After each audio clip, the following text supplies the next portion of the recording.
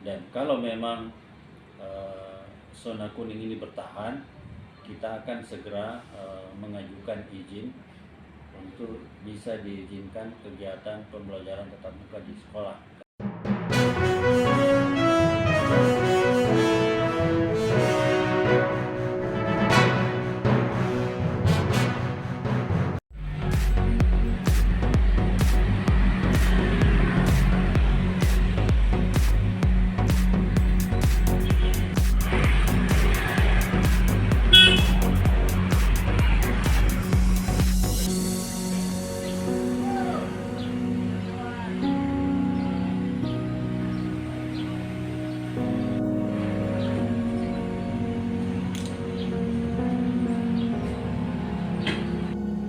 Jadi mengenai rencana pelaksanaan pembelajaran tatap muka, sekarang ini sedang kami melakukan konsultasi dengan tim Satgas Kabupaten, karena beberapa hari yang lalu kita di Kabupaten Bone ini masuk dalam zona orange.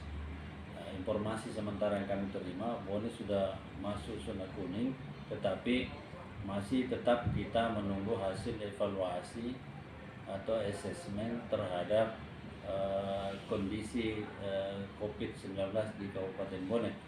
Dan kalau memang zona kuning ini bertahan, kita akan segera mengajukan izin untuk bisa diizinkan kegiatan pembelajaran tatap muka di sekolah, karena teman-teman di sekolah, baik guru maupun murid, bahkan orang tua, sudah menunggu-nunggu sebetulnya kapan anak-anak kita bisa bersekolah seperti biasa.